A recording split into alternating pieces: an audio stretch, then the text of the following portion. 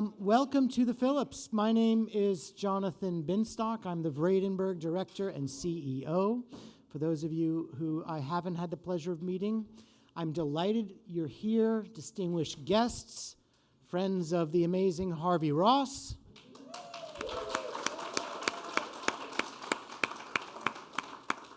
We are here to celebrate the groundbreaking exhibition, William Gropper, Artist of the People. Yeah. As you all know, it is an absolutely fantastic exhibition, and I'm going to be honest here, I did not foresee how amazing it was going to be. So Harvey, thank you once again for shedding light on subjects that should be known. I would like to recognize a few people here this evening. First of all, in general, we have several trustees in the room. I want to thank the Board of Trustees of the Phillips Collection for all of their work. And on behalf of this institution, if you can remember who you are, please raise your hands. Trustees and Trustee Emerita. Okay. I just don't know how many drinks you've had yet. That's the thing. I'd also like to recognize our Chief Curator Elsa Smithgall and Curatorial Assistant Grace McCormick for their outstanding work on this exhibition. Alec Mackay and the preparators team, the installation crew, is not here with us right now, but they did a bang-up job as usual. The show is stunning, indeed.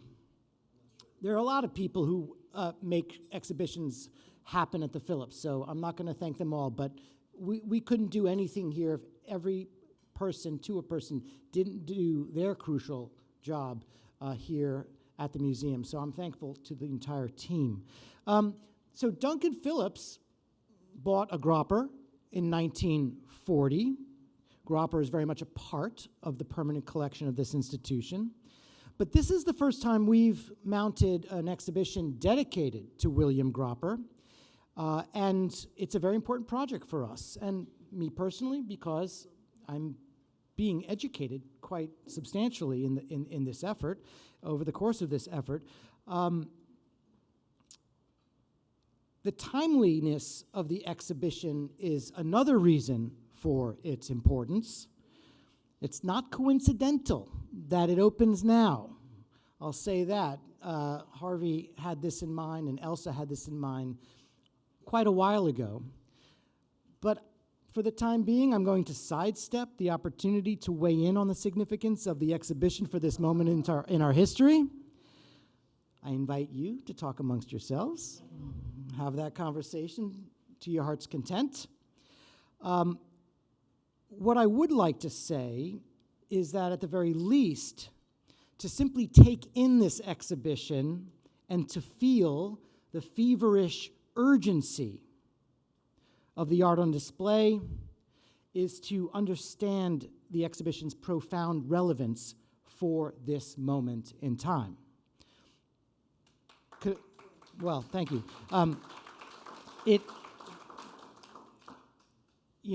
Connecting the dots is maybe difficult or complicated, but you know it when you see it. Let's put it that way.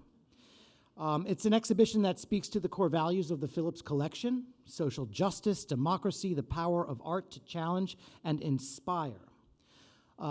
What I would like to speak about in a little bit more detail is how grateful we are as an institution and how grateful I am personally to Harvey Ross.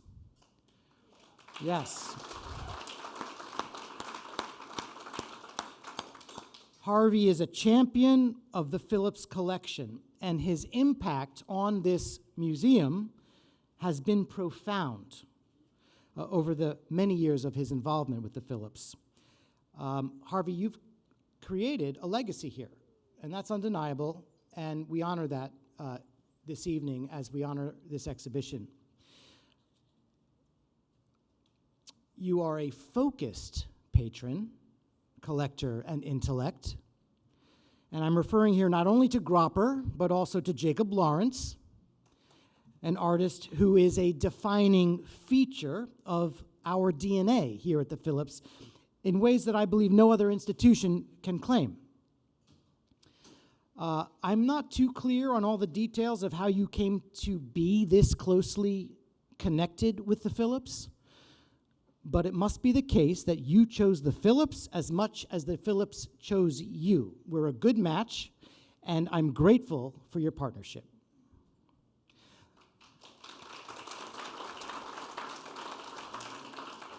There are a lot of details to share about Harvey's contributions, including generous loans, gifts of art. Many of the works on view in the Gropper exhibition come to us from Harvey and Harvey Ann's personal collection. I'd also like to highlight Harvey's support of scholarship, support of individual professionals on our team. A lot of good conversation. There's a lot of good conversation and support from Harvey vis-a-vis individuals, such as myself. I am grateful for that as well. And support of educational programming that, because of its ongoing relevance, continues to burnish the reputation of the Phillips nationally and internationally. I'm thinking specifically about all the work we've done on Jacob Lawrence. In challenging times and confusing times, as they may be, and at key pivotal moments when I needed intelligent, sympathetic, and highly astute guidance that is informed by awareness, experience, and sensitivity, Harvey provided it. And there's a joke there, even when I didn't ask for it. Nonetheless, very valuable. The guidance came at the right time and in the right way, and is very much appreciated.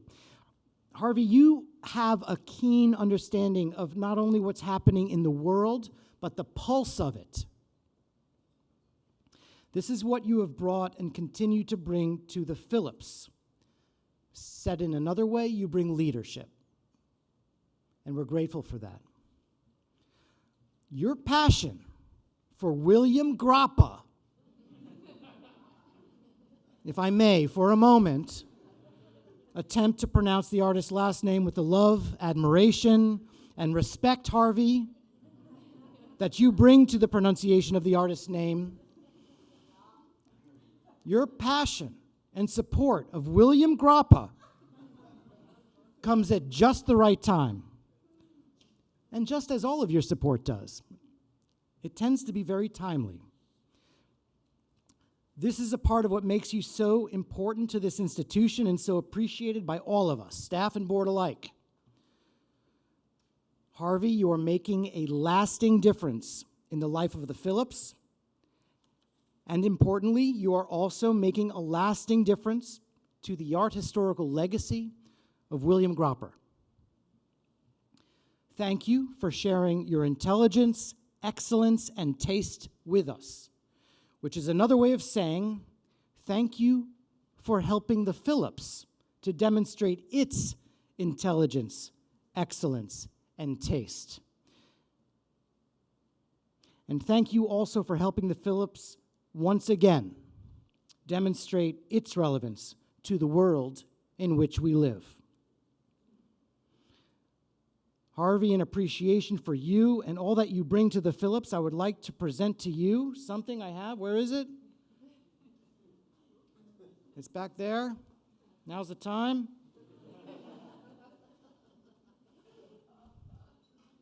What we present to you, Harvey, is a bottle of fine Italian grappa.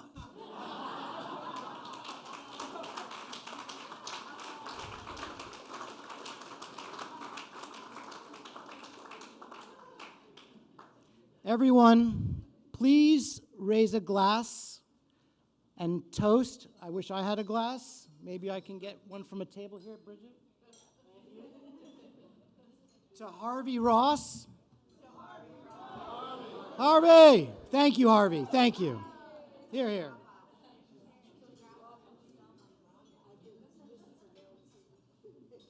Harvey, did you want to say a word or two? You want to come up here?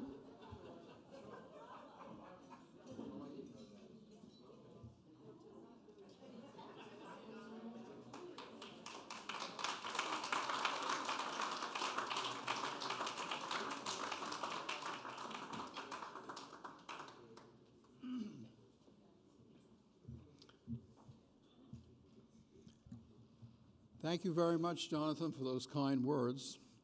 And thank you, all of you, for sharing in this wonderful moment. At the very beginning of the challenging and tumultuous 20th century, my grandfather, Harry Nidell, after whom I'm named, and his sister, Jenny Gropper, who was William Gropper's mother, came to this country from Europe in search of a better life for themselves and their families. And as they labored the rest of their working days, my grandfather as a tailor in a sweatshop, my great-aunt as a seamstress doing piecework at home, they realized they'd made the right decision, that indeed the streets of America were paved in gold. They were paved in gold because each was free to speak without fear of repression or imprisonment. Each was free to be a Jew without fear of pogroms. And each was free to dream of a better future for their children and for those who followed. And so it's not altogether surprising that one of my grandfather's happiest moments was the day he became a U.S. citizen. It wasn't easy learning English for a man whose native tongue was Yiddish, nor was it a simple matter to understand constitutional law and American government for someone whose native land was Poland. But he passed the test, and as he stood there that day, with his hand held high to take the oath of allegiance, this man of small physical stature stood tall. He was proud. He was loyal. He was an American. This was the atmosphere in which William Gropper was born in poverty on the Lower East Side as the 20th century dawned. Gropper had a great gift that lifted him out of the ghetto. By his late teens, he was cartoonist for the New York Tribune and was successful for the rest of his life. But no matter how high he soared, to live in Croton-on-Hudson and later in Great Neck, he never left the Lower East Side. He was deeply rooted in his upbringing and his traditions, and he never forgot, never abandoned, never turned his back on those who were less fortunate. William Gropper was a radical. He loved America, but believed certain things had to change. He abhorred intolerance and injustice and embraced those who needed a helping hand. You'll see evidence of these ideas in this exhibition. What were the sources? Among his earliest childhood memories were of looking over his mother's shoulder as she sat slumped over her Singer sewing machine doing her daily quota of piecework. His first job at age 6 or 7 was to take the garments to the factory and bring new ones home. Gropper believed that working people deserved a living wage, one that would allow them to have time for their families and not just 14 and 15-hour workdays. This was a radical idea. When he was 13, his beloved Aunt Rachel died. She was 18 and had worked in sweatshops. One day, she and perhaps 200 others were working on the 9th floor of a 10-story building. A fire broke out on the 8th floor. The doors were barred. The fire escape collapsed. It was New York City. It was 1911. It was the Triangle Fire. She and 145 others, mostly young women, burned or perished as they plummeted to their deaths on the sidewalks below. Gropper believed all people deserved decent working conditions, safe working conditions. This, too, was a radical idea. Throughout Gropper's childhood, his father, Harry, had trouble holding on to jobs, and when he was unemployed, there was great stress in the family. Gropper believed in the concept of unemployment insurance. This, too, was a radical idea. The concept, the idea of labor, is an important one in William Gropper's life and in his art. The challenges, the dignity, the majesty of labor. These images were drawn with a very fine hand, but they came from much deeper within. Let's take a look at some of them.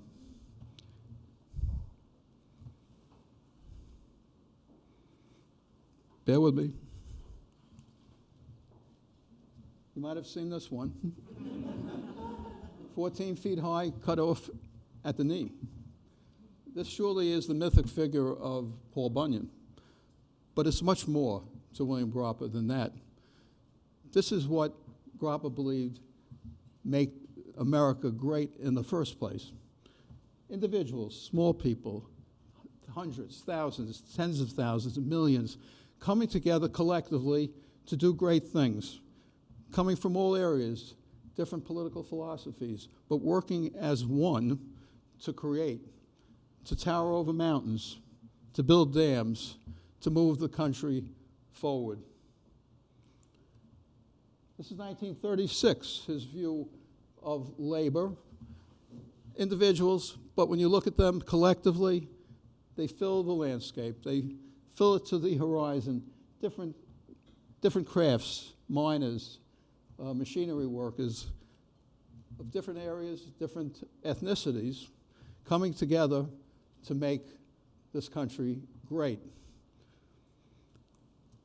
The next year, in 1937, he was awarded a commission to design and draw and create a triptych in the Department of the Interior right here in Washington.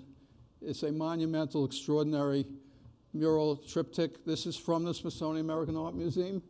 It's a study. We couldn't bring the original here. It's 27 feet wide and 9 feet high. It hasn't been out of the building since 1939. But this is a wonderful representation of what it was. He won a $5,000 commission to do this in the middle of the Depression. He also won a Guggenheim Fellowship in 1937, $2,500. And with the $7,500, he had enough money to tour the country by car with a friend.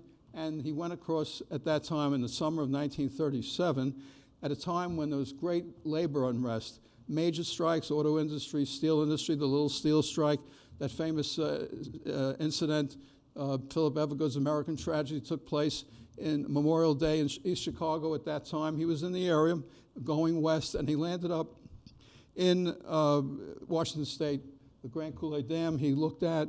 He saw the Hoover Dam under construction, and he saw Americans picking themselves and the country up by their own bootstraps. And then he came back to Washington. This is done in 1938, the conception for what happened when he did the final plan for the triptych that is in the Department of the Interior, and we will have a tour of it on November 15th to see it in all its glory. But he had an idea, because when he went out west, he saw about 1% of the workers on the dams were African American, and they were segregated. They were not working together. They had the menial jobs, they had the dangerous jobs. And as he was working on this conception, he decided that his vision of America included, in the center panel there, lower right, a black and a white working together with their shirts off, attempting to build this dam. It's his vision of America. It was 85 years ago, and if you go there today, 85 years later, you'll see what he had in mind at that time, bringing people from all religions, ethnicities, philosophies, coming together, not being apart, but working together to produce great things. This is from 1932, also a labor-themed image, part of a triptych, which leading American artists were asked to contribute in the opening of the Museum of Modern Art at that time. Ben Shorn's Sacco Vanzetti series came from that. This is one panel of a triptych commenting on American society. This is called Hunger March, and you see men, women, and children in the lower right, black and white. They're marching for jobs, they're marching for food. And in the upper left section, you see a phalanx of soldiers or policemen with their guns drawn, and a shot is already rung out because one of the marches is falling in the lower section there. And this is not apocryphal. It happened on many occasions during the 30s. And what you have here is a conflict between the rights of citizens for peaceful assembly and speech coming up against the powers of the state to control and maintain order. But perhaps what's most haunting in this image is in the upper section where you see the branch with the two ropes hanging. It's a hanging or a lynching tree. and the marcher who's falling is dropping the sign that says, "Down with all lynching and police terror." Many years ago, Gropper said, "If a Jew is attacked, I'm a Jew. If a Negro is attacked, I'm a Negro. Any minority, that's me." He was there at the beginning of his career. He was there early in his career when it was unpopular, when it was dangerous, throughout his career, resolute, firm in his resolve. Another area of civil liberties that was important to Gropper was the struggle for artistic freedom. This is from 1938, September of that year.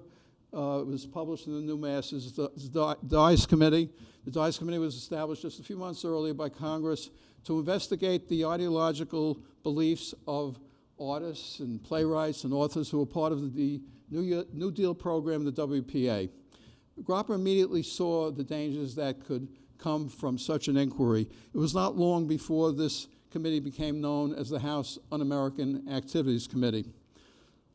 William Gropper was never a card-carrying member of the Communist Party, but he was deeply sympathetic to socialist and communist ideals. So perhaps it was inevitable that 15 years later, in May of 1953, William Gropper would be called before Joseph McCarthy and Roy Cohn's Senate Subcommittee on Investigation to testify. He was not alone. Over the course of several years, some 650 people were called and thousands of lives were destroyed. William Gropper refused to cooperate. He refused to name names. He took the Fifth Amendment and was blacklisted for the next 8 years. But rather than shrinking in silence, his sense of outrage, his intestinal fortitude, his artistic creativity was channeled into the Capriccio series of 50 lithographs that he produced between 1953 and 56, showing the injustice, the fear, the terror of that witch hunt.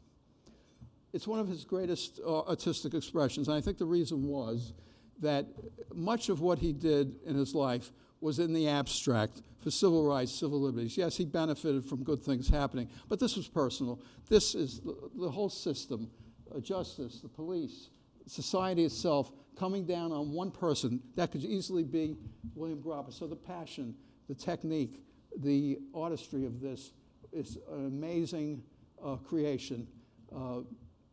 At the end of the creation in 1956, when he completed this, Joseph McCarthy, once the most feared man in America, had been censured by the Senate and was in disgrace. And William Gropper stood tall. A final area of importance to William Gropper throughout his life was anti-fascism, hate, anti-Semitism, and the Holocaust. Matthew Bigell, the art scholar from Rutgers University, has said that he believes between January of 1933, when Hitler took power, till the end of the war in 1945, William Gropper probably produced more anti-Nazi Holocaust-related material that was published than any other artist in the world. This was published as part of a suite of 8 pictures in July of 1943. It was in the New Currents, an English Yiddish magazine that showed the remnants of the Jewish population of Warsaw being pushed out by the Nazi soldiers. Mind you, the Warsaw Ghetto was officially, the uprising ended in early May. It was still going on in June, yet he conceptualized what this was all about. The famous, perhaps most iconic image of the Holocaust is the little boy with his hands up, the coat down to his knees, others coming out of the bunkers, and the Nazi soldier holding the machine gun. That was from the Warsaw Ghetto. It wasn't published or even known until after the war, but he conceptualized this at this time. And one of the things this exhibition did, which was groundbreaking, was to investigate the Yiddish side of Gropper's material and his oeuvre. He spent a lot of time as the official cartoonist for the Morning Freiheit, the Yiddish paper, and many other Yiddish journals. And so we went to YIVO in New York, which is the repository of Eastern European Jewish scholarship and Yiddish itself, and we looked for translations. And we found a translation for this very suite of works that he did. It's about 1,000 words. It's in the catalog, the wonderful exhibition catalog that you will receive at the end of this dinner. And in it, he talked about the role of the artist at times of horror, that he could not sit aside and let this happen, that his pen was his sword. This is a testament to who he was as a person. But perhaps what is even more powerful are a series of drawings that he did before World War II, in a sense of the foreboding of what might happen. This was done in 1938. It's the forces of freedom throttling the Nazi beast. You see the axe there, you see the skeletons, and you see the armbands were SS troopers. These were not soldiers. This was what was going on in Germany at that time, and his feeling was it wasn't going to be isolated just in Germany. So I think Gropper knew horror, knew evil when he saw it. He confronted it with his art and with his life. I'd like to thank the Phillips Collection for staging this wonderful exhibition. In particular, I'd like to thank Dorothy Kaczynski, our former director of 15 years, whose vision it was to have this exhibition. She's was not able to be here this evening, but her legacy continues to grow even in her absence. I'd like to thank Jonathan Binstock, who executed on that vision. Elsa Smithgall, Grace McCormick, who did all the work, who organized, who researched, who herded the cats to bring us so beautifully together. The scholars who did the research for the exhibition catalog. My close friend and Brandeis classmate, American University professor Alan Lichtman. Norman Klebat, who could not be here this evening, also a friend who was the chief curator at the Jewish Museum in New York, and Lawrence Strauss, who was at American University, who contextualized the artist and the art, both historically and artistically. I'd like to thank the Smithsonian American Art Museum, Stephanie Stevick and Randy Griffey, who for their support and encouragement throughout this, and for lending those 3 beautiful studies, without which this exhibition would not be complete. Thank you very much. ACA Gallery, Gropper's gallery for almost 90 years. Jeff Bergen of blessed memory, Dorian, his wife, and the boys, for all their help for me getting this together over decades and for helping this exhibition go forward. With all their scholarship, opening their archives, and introducing us to, among others, Craig Gropper, William Gropper's grandson, who will be in conversation with Elsa and myself later in the program, and who also generously led some incredibly wonderful works. Jason Schoen, Marty O'Brien, who also offered some wonderful works for this exhibition. But most of all, I'd like to thank you all who are here this evening and the thousands who will be touched by this exhibition in the weeks and months to come. Some 30 years ago, my wife Harvey Ann and I started this collection. We were happy to share it with friends and neighbors and relatives. But after a while, we realized we had an important legacy that should be shared more broadly. And what better place than in our nation's capital, Washington, D.C.? And what better time than at this moment of great peril to all that we hold dear? The images and ideas are from the 1930s, 40s, and 50s. But I believe each generation is forced to confront these very same themes on its own terms. Hitler is gone, but today, fascists, domestic and foreign, threaten our very liberties. Father Coughlin, the anti-Semitic radio priest of the 1930s and 40s, has been dead for a long time. But today, hate, anti-Semitism, has reached its highest level in my lifetime and perhaps in our nation's history. And Joseph McCarthy and Roy Cohn have been dead for decades. But their spirit has metastasized in some who would challenge our right to be different, our religious beliefs, our rights to privacy, and even who among us is a true American. I hope this exhibition stimulates thought, discussion, and introspection as our generation confronts its rendezvous with destiny. Thank you very much.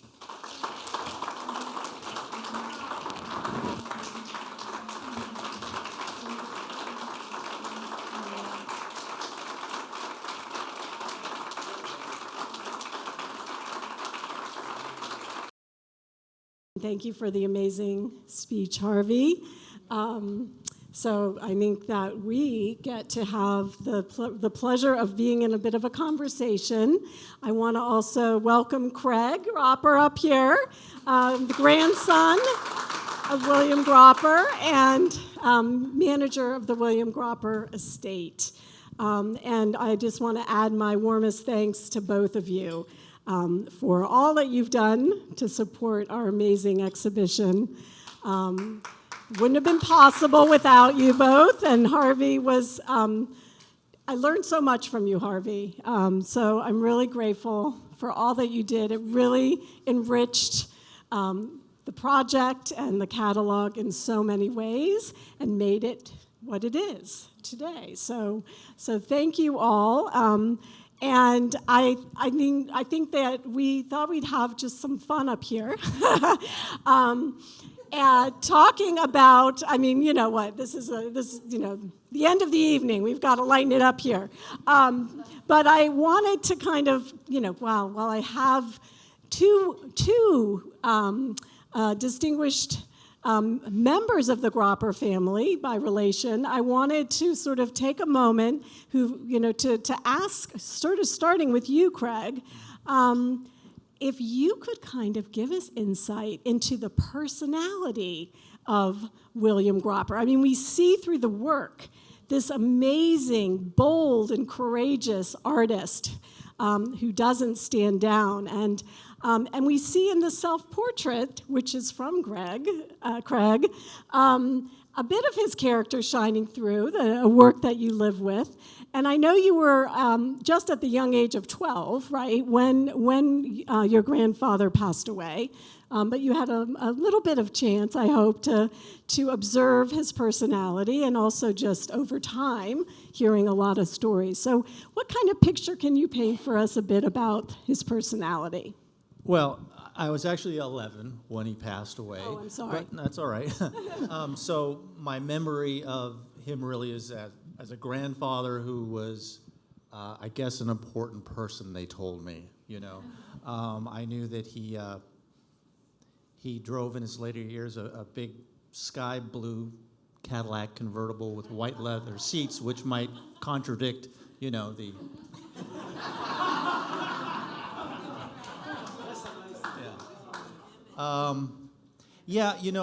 I guess my greatest memory is when we lived in the San Francisco Bay Area, and he and Sophie would come out for a show in San Francisco or something like that.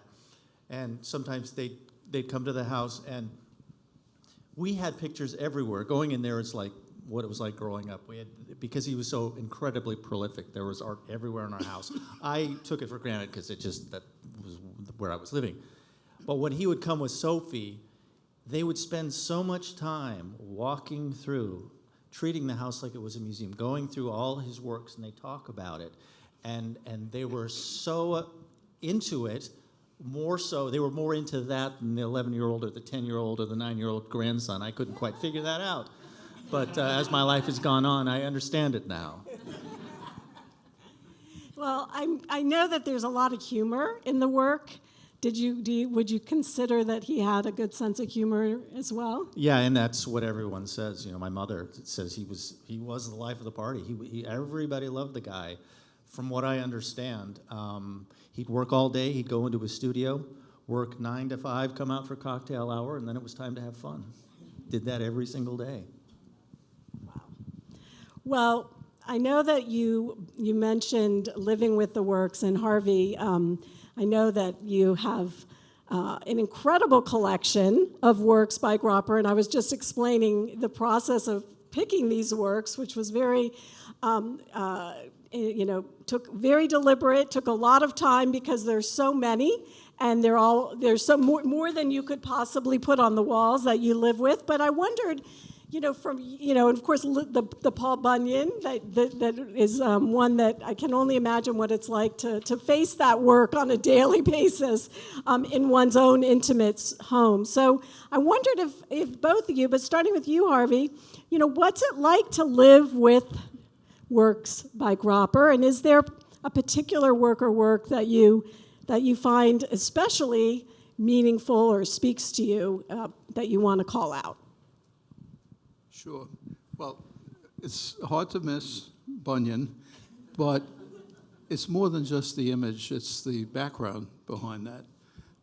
Whether it was the folklore map, the beautiful painting that Craig lent to this exhibition, or the many lithographs that some of you may have seen, including I have one of them, of that map, much smaller edition, the folklore.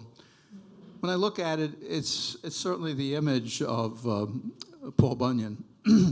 But what I see is his going through the trial by fire in 1953, because he was called before the Senate Subcommittee on Investigation, McCarthy and Roy Cohn, they were looking for people who had a connection with the government, who could be fifth columnists, could be traitors, could be treasonous in some way. And Gropper's connection was that the State Department had ordered about 1,700 copies of the lithograph to send to various embassies and missions, the U.S. Information Office. And when Roy Cohn and his buddy went to David Shine, went to Europe to look at what was going on in libraries in Europe that could be subversive or communist, and the libraries were in the various U.S. government agencies, they came across the map. And that was the hook they used to get Gropper to testify before the subcommittee. As I said, 650 people were eventually called in over a long period of time. Only 2 artists, Rockwell Kent, who was a card-carrying member of the Communist Party. That was not the reason he was brought in. But the hook they had was that there were people, there were subversives in government. That's what McCarthy did in his West Virginia speech around 1950, talking about there are 40, 50 people, whatever it was, who are government employees who are subverting the government.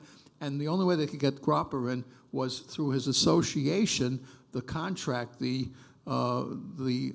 images on that folklore map that eventually were seen by Roy Cohn, and then they brought him in on it. So when I look at that painting, yes, I see Bunyan, and yes, I fall asleep on my sofa looking up at it, and I feel really good knowing that not only is it looking down on me, but that the feeling of Gropper himself at that moment, a great moment and a very challenging moment in his life, that's still shining out, and I'm able to absorb it every day. I feel like sitting in front of it. Yeah, what about you, Craig? Well, the folklore map is important to me too, largely because it's the painting that was hanging in my bedroom when I was growing up. But I was always told stories about it. It's just a wonderful look at American history. You have the fictional, the mythic characters and the historic together, blending that tells the story of our culture, right? So there were only 2 fine artists that were blacklisted, William Gropper and Rockwell Kent. Rockwell Kent was blacklisted, and a friend of my grandfather, he was blacklisted for something he wrote. And my grandfather, the pretext was this painting. So I guess you could say this painting is the only painting in American history that caused the blacklisting of an artist, which is incredible to think, because you look at it and it is so innocuous, and yet this is the thing.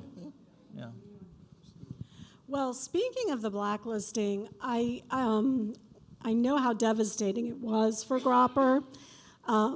And it really speaks volumes that he could eventually, really have the perseverance to see himself through that. But I wondered, if, from the unpublished autobiography or from letters or what have you, how did he get through that? And if you could just shed light a little bit more on what he was going through during that time. His career was destroyed. He was able to show internationally somewhat. Toward the end of his life, he was getting a little bit of action in the United States. But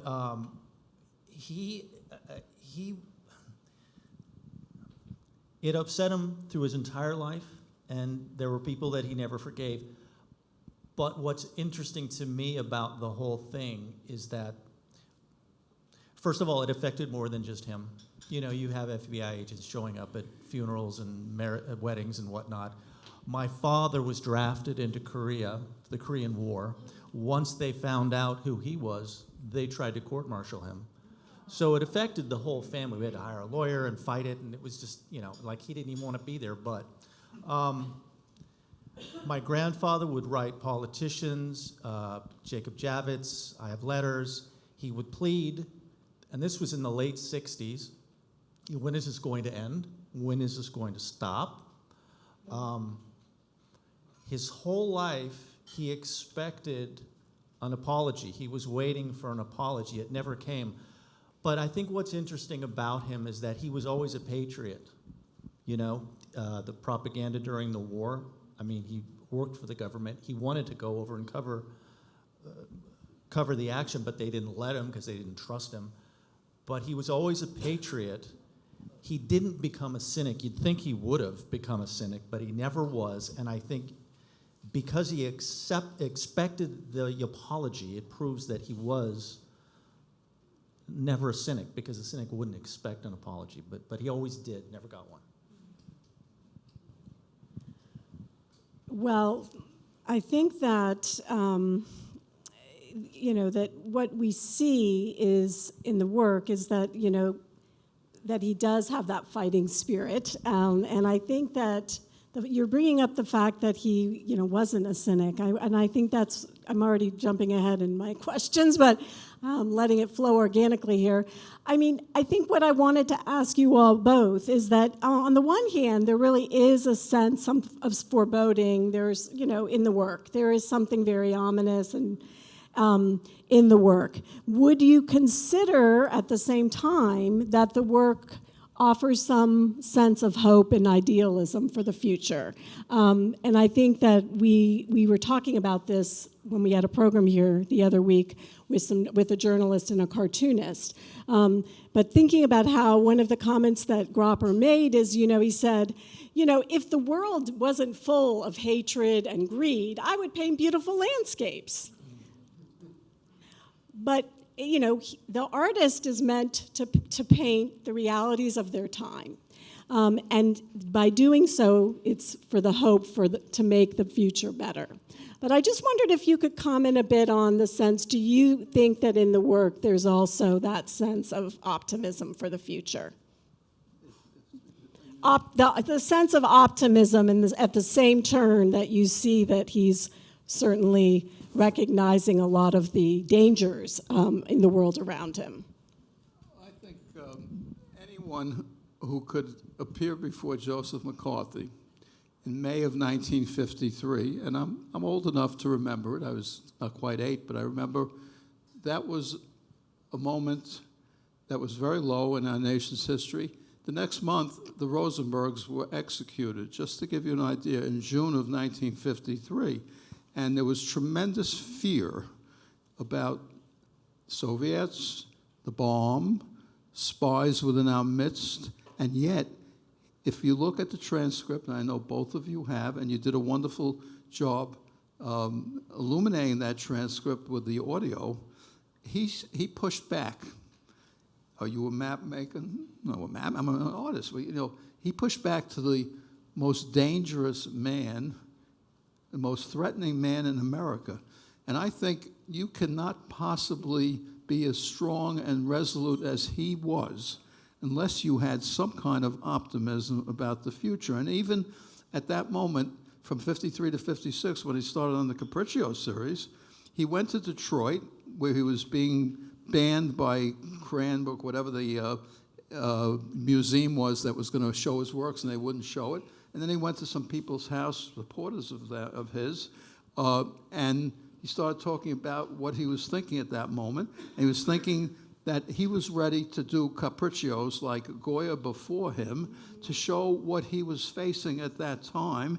And people started yelling out, "We will support you." And he got the 50 lithographs, and they got people to subscribe to 50 sets of those lithographs. And for the next 3 years, he put a tremendous amount of energy, passion into those amazing lithographs.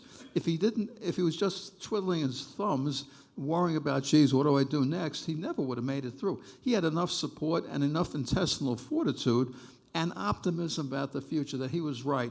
Even 8 years later, I have a letter, I don't have it personally, but I have a copy of it, that he wrote to the Whitney Museum in 1961, saying, hey, you know, I used to go to the Whitney every year in the whatever they had on an annual basis, but ever since that incident with the Senate about 8 years ago, I haven't heard from you. And basically he was saying to them, have you no shame?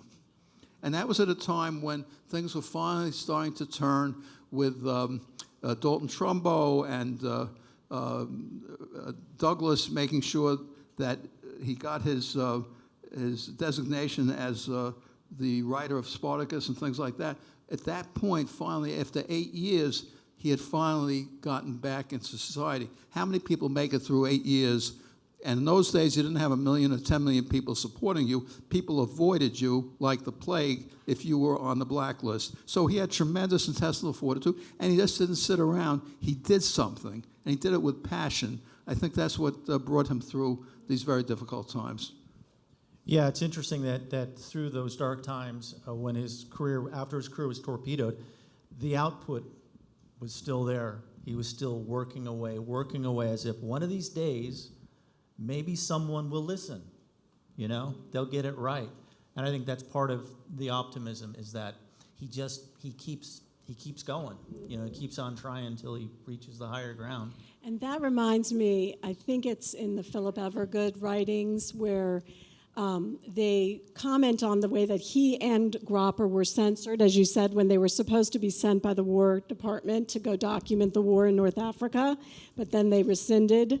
And I think Evergood quotes Gropper as saying, "Carry on."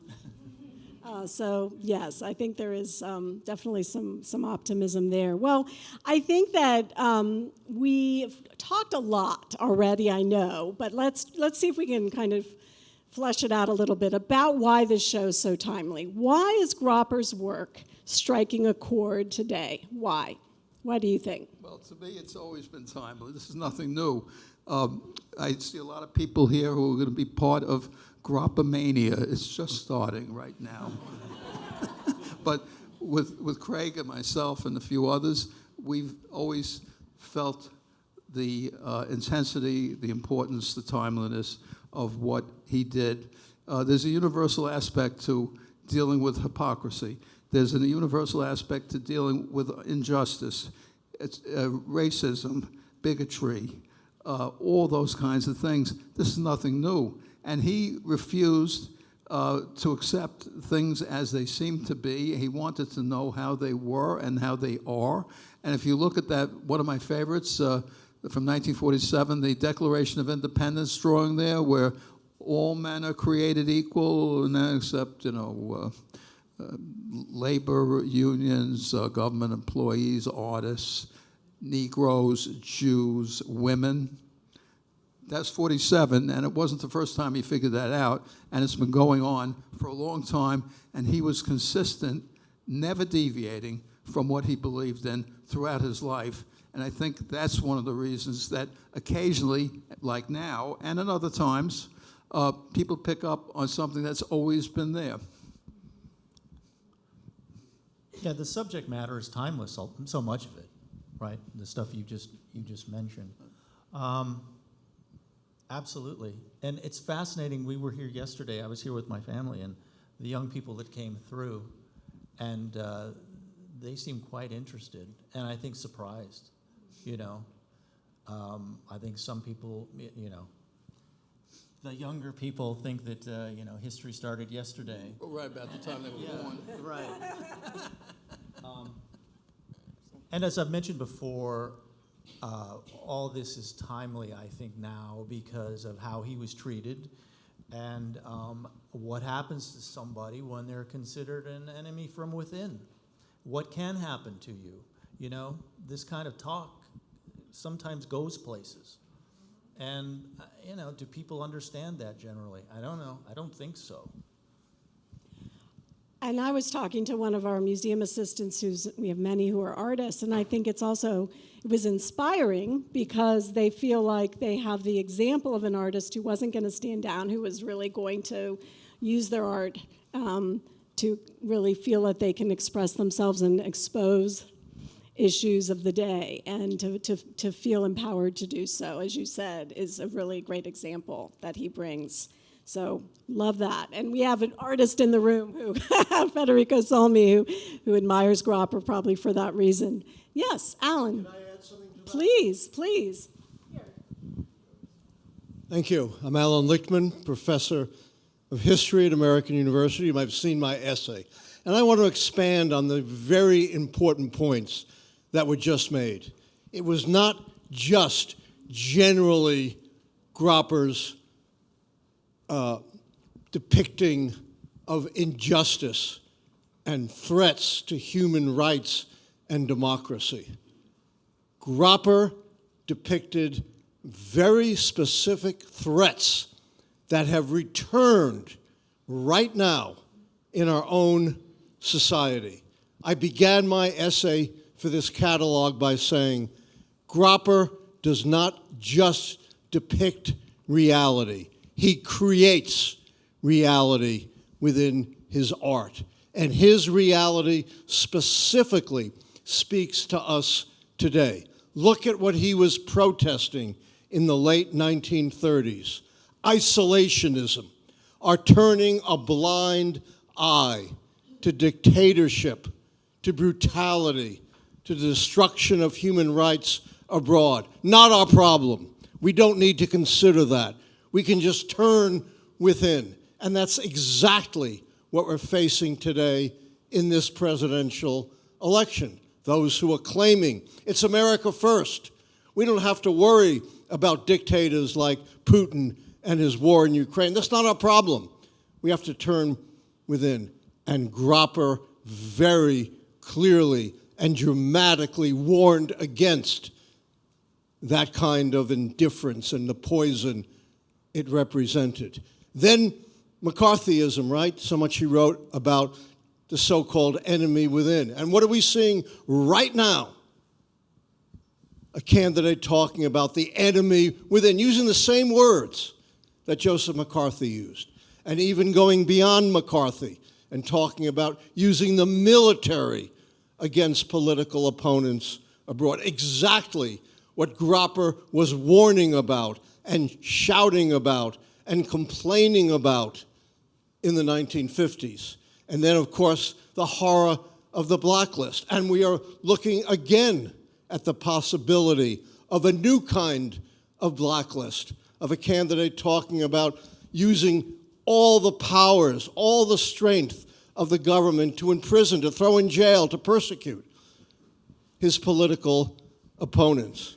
It is just incredibly remarkable, not just in a general sense, but how specifically Gropper has warned, has alerted us to the very same dangers that he faced in his own time. Maybe the players have changed, but the battles remain the same, the dangers remain the same, and William Gropper's warning is just as much alive today as it was during his lifetime.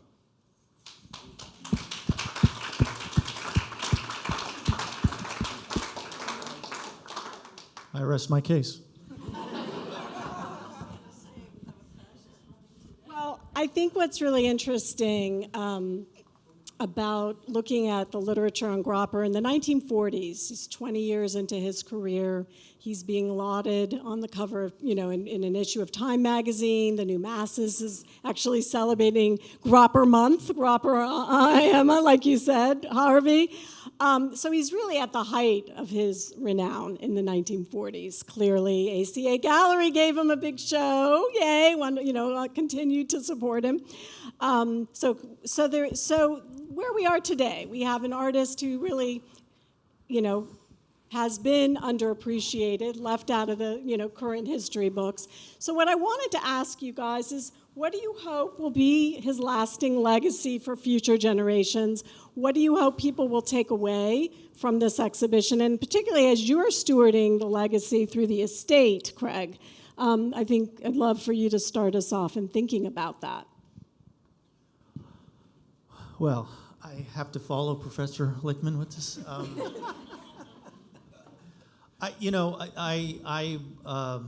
I hope to burnish his reputation, his legacy, as something more than a victim, because I think that's kind of the bottom line in so many places. It is he was a victim, There's that, yes, but for me, he was a guy who boldly fought the good fight. Fought the good fight and took the risks to do it. You look at his stuff, and he was on the right side of history, I think, most all the time. So that's the word I'm trying to get out.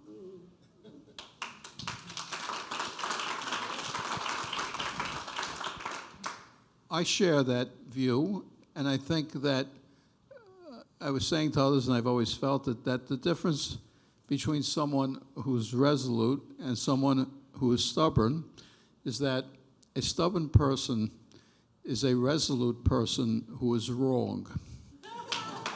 And William Gropper, most of the time, was on the right side of history. Otherwise, he would have gone down as a stubborn person who was wrong. But if you look at the things that were important to him, the struggle for civil rights, struggle for civil liberties, the dignity of labor, anti-fascism, the immigrant experience in America and what that's all about.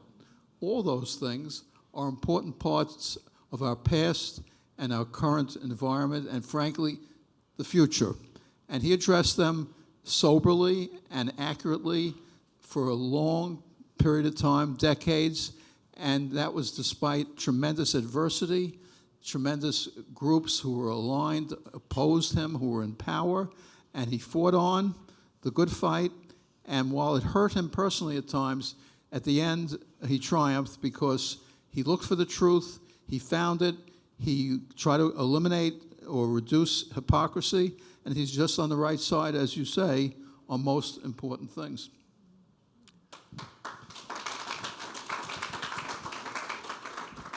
Well, I know we could continue to have a lot to talk about here, but I know we have some wonderful folks in the audience besides Alan, too, and I'd love to just make sure if there are any comments or questions you all would care to have while we have these amazing distinguished guests here of the family to give you a chance. Does anybody want to make a comment or question? We have somebody with a mic here. Okay. I'm an historian, so I don't know what I'm talking about in the comment I'm about to make. Okay, but you said that Gropper was prolific, and clearly he was enormously prolific. And everybody's talked about it in the catalog, too, about the content, the political content, the way that he identified this continuing substrate of others in American society that are picked out, and it's very important work. But the one thing that caught my eye was in the murals, there's a genius of composition. There is a sublime artistry, okay, that doesn't come out in the regular work. But when he has particularly the two, the auto industry one and the one in the Department of Interior, I mean, that is just a stunning achievement. The composition is elegiac, I mean, it's celebrating, kind of what human beings massed together can do with their bodies and what they construct. I mean, one could go on and on. But that's a part of Gropper that I think people should talk about more. I mean, not to diminish, but to also indicate that there is, a level of true genius that's driving this man. And that most of his work he doesn't have a chance to bring it out, but in those big commissions where he has the canvas that he needs, he's a sort of American Diego Rivera when you think about it. Thank you, I agree. Are you referring to the Warsaw Ghetto drawing? The murals. He's referring to the amazing. Well, he did different things. He was so prolific that, he could go to a court and put his hand in his pocket with his piece of paper and draw something when you weren't allowed to just draw it in public, so he just did it in his pocket. He was constantly doing things. So much of what he did was day in and day out. The Morgan Freiheit, it was a daily paper, whether it was daily, the New Masses or any other, it was a weekly. He was doing many, many, many drawings very, very quickly. But when it came to the murals, I think he was great. He did just so many of them. I can think of 8 or 9 maybe that I'm aware of. And it's a little bit like Leonard Bernstein. Now, Leonard Bernstein was pretty good as a musician, a conductor, a composer. He did pretty well in the musical theater also, but you wouldn't know it from the amount of time he spent. West Side Story might have been, he did a few of them, but if he'd stuck to West Side musical theater, Leonard Bernstein would be known. I suspect if Gropper had been able to do just murals, which was a tough gig in the 1930s, it's not always you could get one, if he could have lived on that, he could have done very, very well. But I think in his heart, he still wanted to be the artist of the people, just like George Grosz wanted to be the artist of the people, and what he did was many things that were published en masse so that the people could see it. So he did all of this kind of thing, but he had certain passions, certain things that he wanted to do and did better than others. I still think his Capriccio series, I'm no expert at these things, but just looking at, technically the Capriccio series is a spectacular monument to him. He wasn't always able to spend 3 years on doing something. Usually when he did lithographs, he might have done it during a course of months in order to put it in a publication or something. But when he had the time and the ability to do it, certain things shone through that you might not have realized he had that capacity for. Other comment over here? If you don't have to rush home, there's an exhibit at the National Gallery on the Impressionists.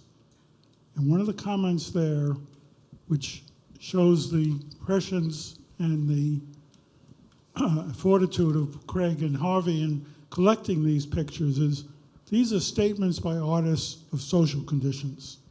And that's what went on. And if you go back, if you look at these Impressionists, and they bring this out in the literature at the tablet, the plates about the pictures there, you see that the great artists developed in this way. And that's the type of collection. I mean, Harvey is also known for his Jacob Lawrence collections. I mean, you don't collect just because you like the picture. You like the message. And coming here and giving the credit to the Phillips to do such exhibits, the Jacob Lawrence and now the Gropper, to show what the political message is of art and art appreciation is wonderful. Thank you. Other? I was just going to raise a glass to Harvey and to Elsa for putting together this show, because it really was, you worked on it for a long time. And to Harvey, a fellow New Yorker, who's done so much for the arts, not just here at the Phillips, but also in New York. Oh,